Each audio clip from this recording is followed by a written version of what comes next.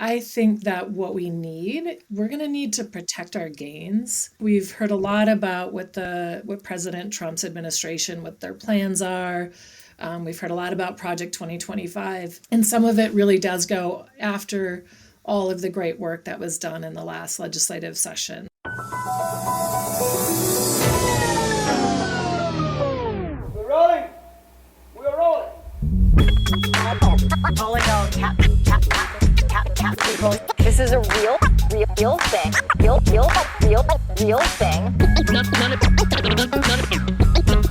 None of you have the balls to stop this. Stop this. I've got plenty of time. I have nothing else going on today. We're in the Wedge neighborhood right now.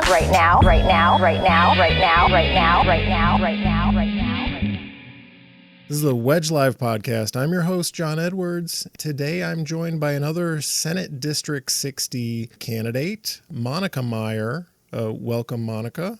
Thanks so much for having me on. I'm really excited to have a conversation with you. Monica, along with a whole cast of characters, is running to fill the open seat of Carrie Zizik, who passed away last week, December 27th, and the DFL primary is January 14th. Tell your friends. A lot of people are not going to know this is happening.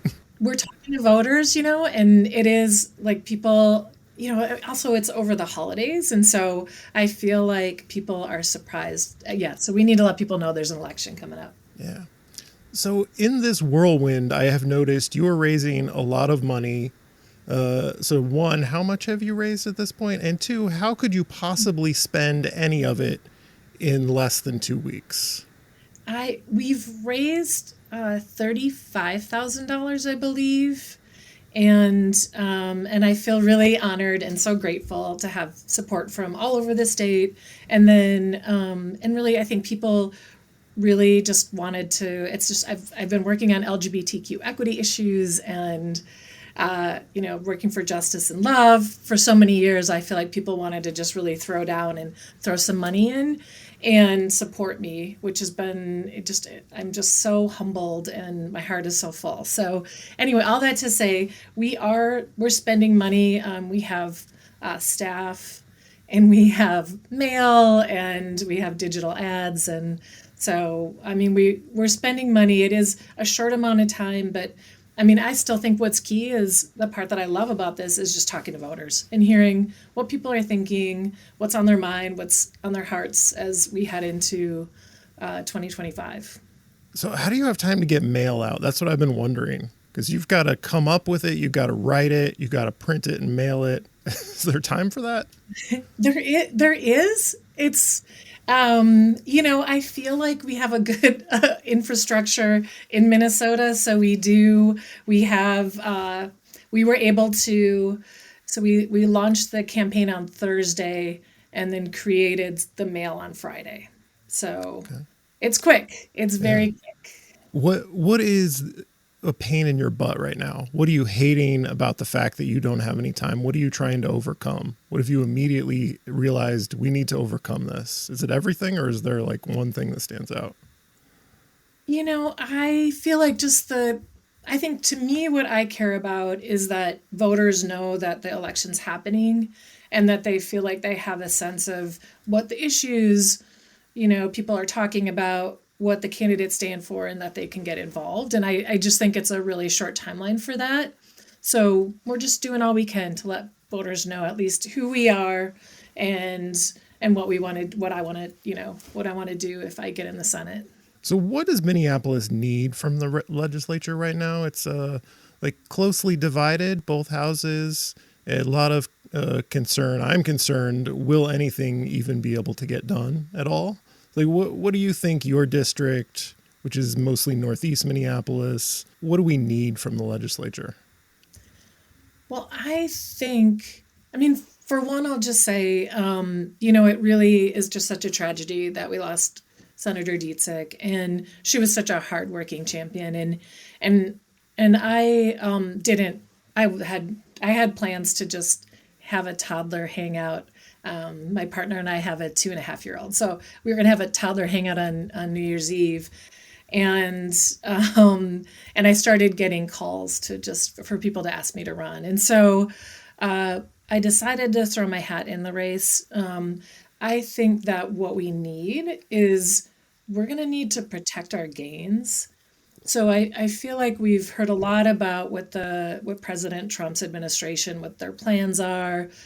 We've heard a lot about Project 2025, and some of it really does go after all of the great work that was done in the last legislative session. So in 2023 and 24, we were able to just pass so many good protections, do so many, like enact so many policies that I feel like a lot of us were talking about for a really long time, like paid family leave.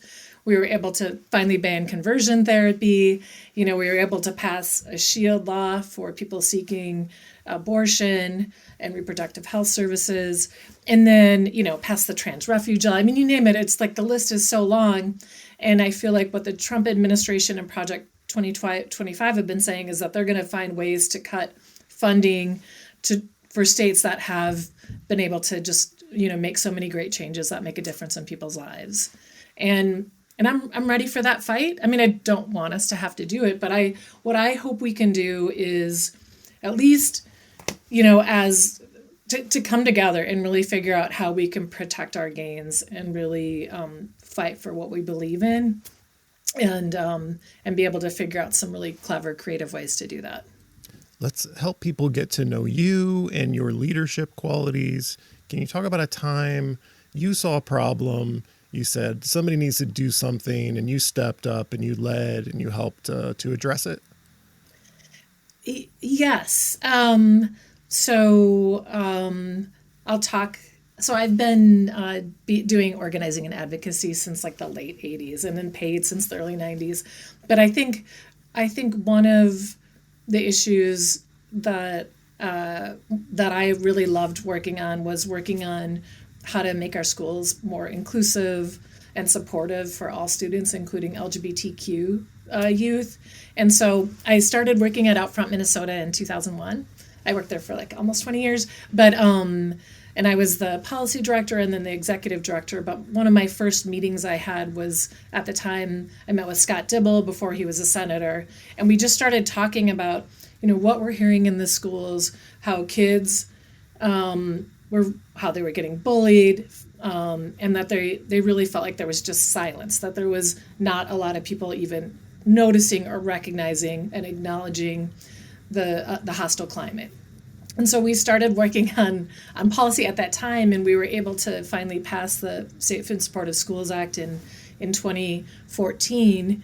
So that was it was a long time, but what I loved about learning about how to pass that legislation and get the support we needed was the way that we did it was really just including a lot of youth and really hearing from youth about what the schools were like for them, the issues that they had, hearing from educators and hearing from parents and bringing everyone together. And I love that. I love figuring out that here's a problem. There's you pass state law, and of course you can pass state law and there can still be bullying in the schools. And so we're also, working to change the climate to make Minnesota more inclusive. We make sure that we have schools that are more respectful. And of course, the state law can only do so much for that. But what I like to do is think about how do we use a policy hook to bring people in and to also help change the culture. And that's the work I've been doing. And so that is what we did to pass the Safe and Supportive Schools Act. It was really tough. There were hearings. I think it was filibustered for I don't even want to, but over 10 hours on the floor. It went into the middle of the night.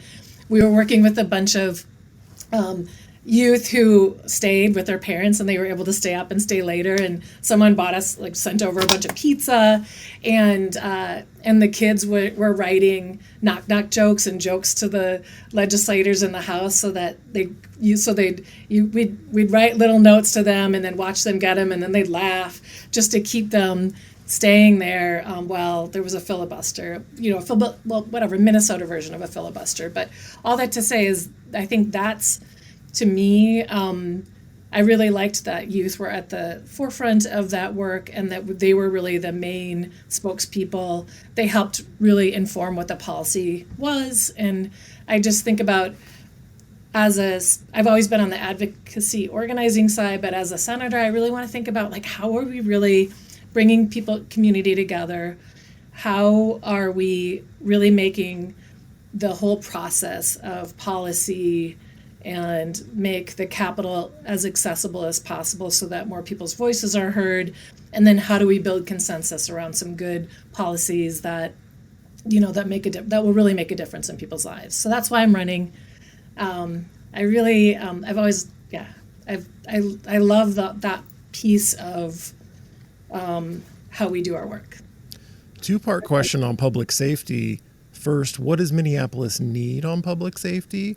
And part two, will you commit to funding whatever it takes to bring back the horse police in Minneapolis?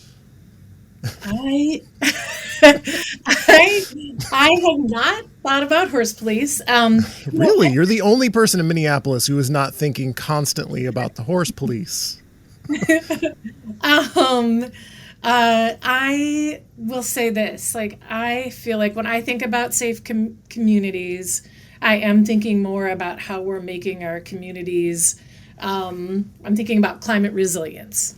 I'm thinking about how we're making our, particularly in my district, what we're doing about the pollution, what we're doing about making sure that there's, affordable, accessible housing, that people, so I think about safety in kind of a different way. I have a lot to learn on a lot of the different policies that I think the senators, wrestle with every day. But I'll just say this, like, I'm really open to, again, hearing from community members, hearing from diverse, opinions, trying to bring people together and really do my best to represent our district, and really work with the legislators to enact that. And I think for Minneapolis, like, I love Minneapolis. I'm originally from the north end of St. Paul, and then in Blaine. So very close. Blaine is very close. But I've lived here now for a long time. I've lived in Northeast Minneapolis for the last 10 years with my partner and now our 2.5-year-old kid. And I love it. And I want to do whatever I can to fight for our city. Yeah. So encampments, I feel like with a lot of these questions, it's just like, I pledge to send Minneapolis resources to deal with these problems. It's like, you're not going to say no. What is the question for you? I'm going to ask you what the question should be about homelessness and encampments and what we should expect from the legislature. Well, as far as my understanding from the legislature, I feel like I think it is about, trying to get resources to Minneapolis to have more affordable housing. I think that there are some state policies around housing that we can enact. And I really would like to see that we have zoning policies that really ensure that there can be multiple dense housing and all over the state. So that part I know. But I want Minneapolis to have resources. And I think it's going to be a tough financial year. But I'm ready to try to work to get more resources. I didn't answer your question though about the question. Oh yeah, yeah. Tell me. But yeah,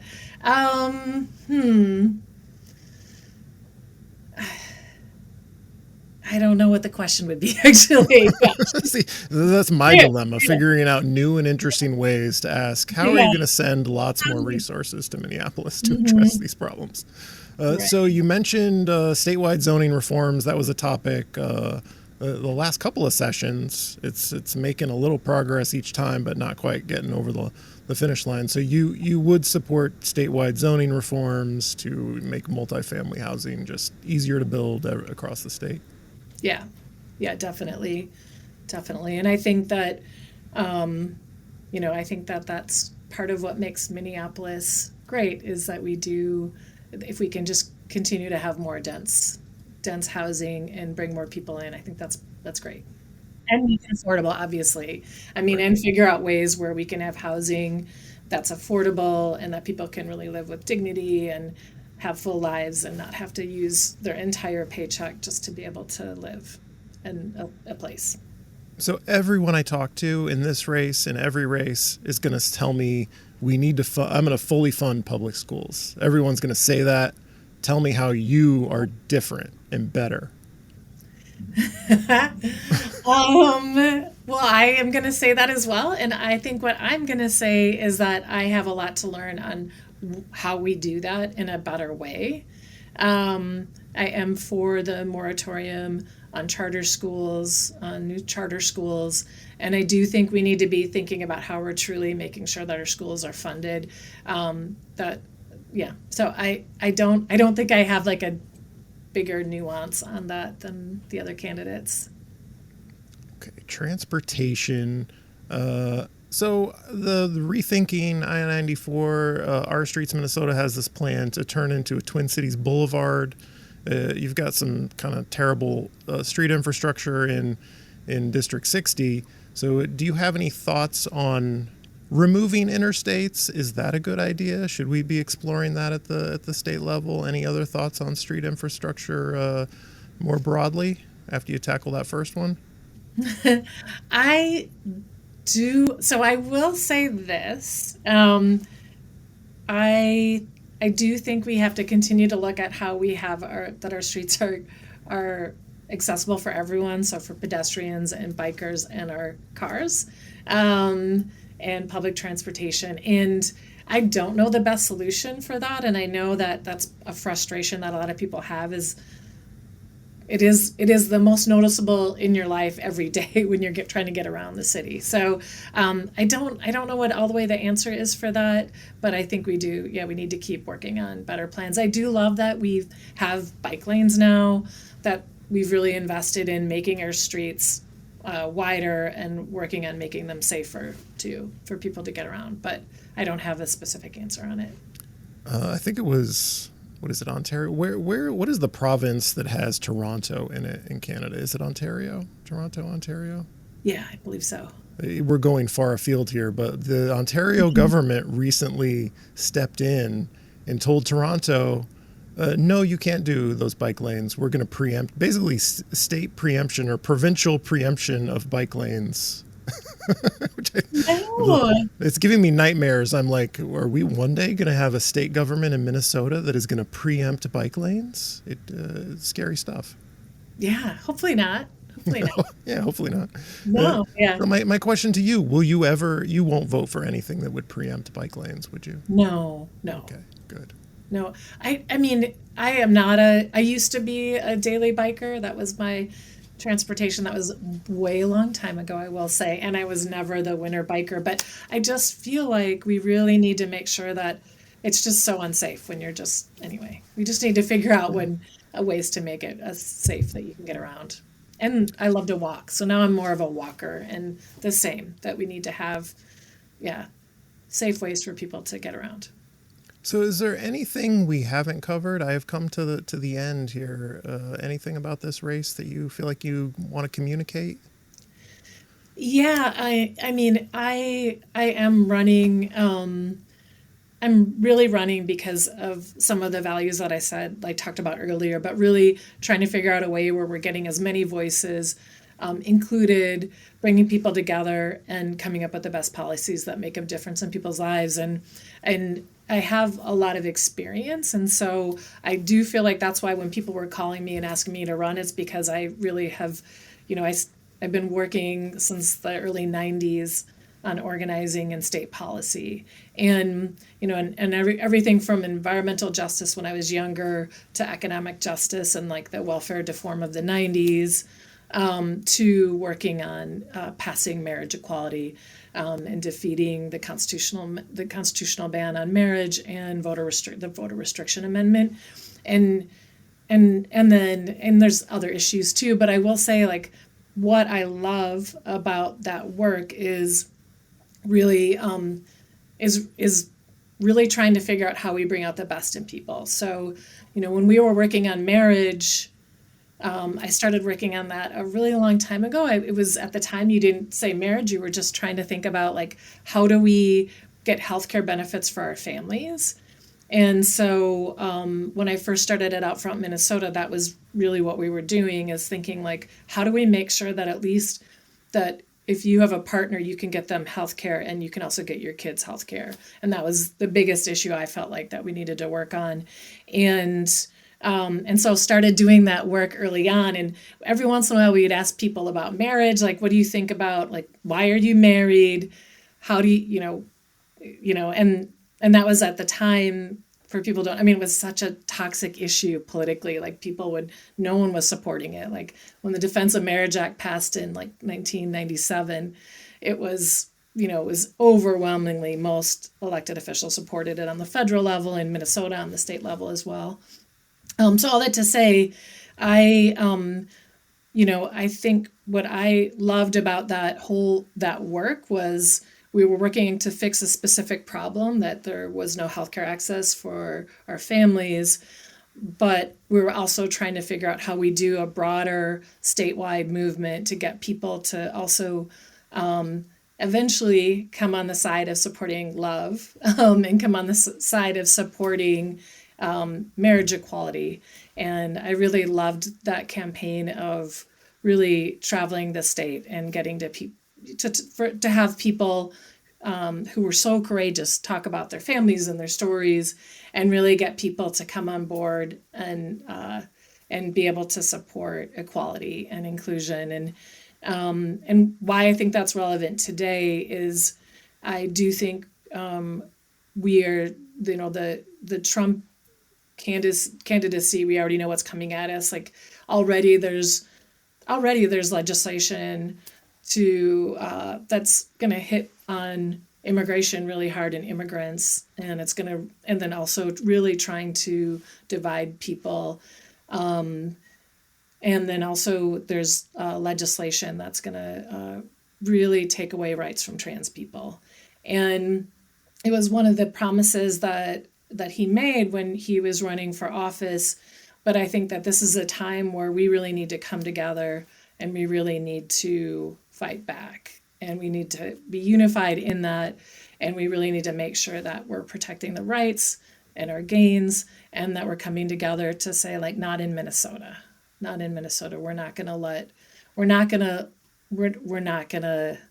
We have to figure out ways where we're protecting immigrants, and ways that we're protecting trans people, and ways that we're protecting all the gains that we made in the last couple of years, like being a shield state, being a trans refuge state, and you name it, lots of other protections.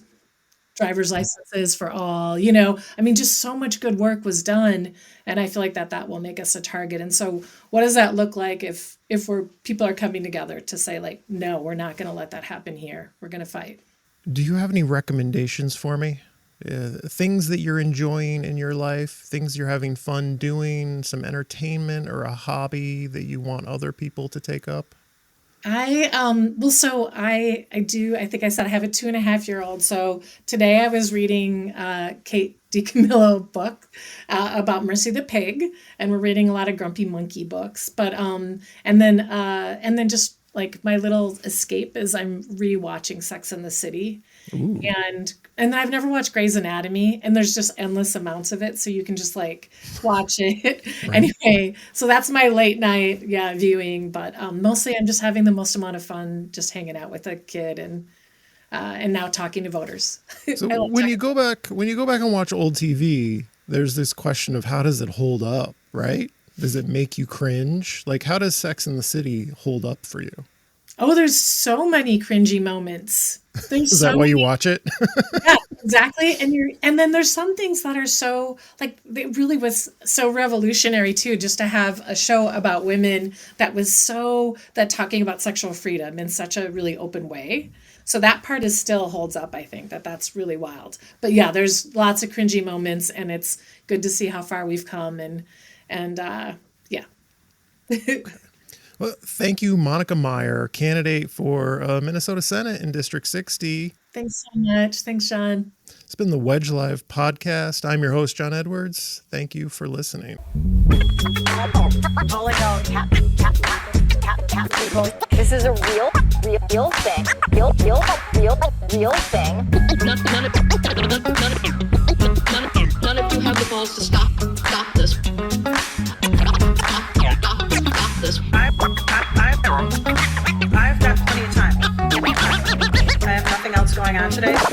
We're in the Wedge neighborhood right now, right now, right now, right now, right now, right now, right now, right now.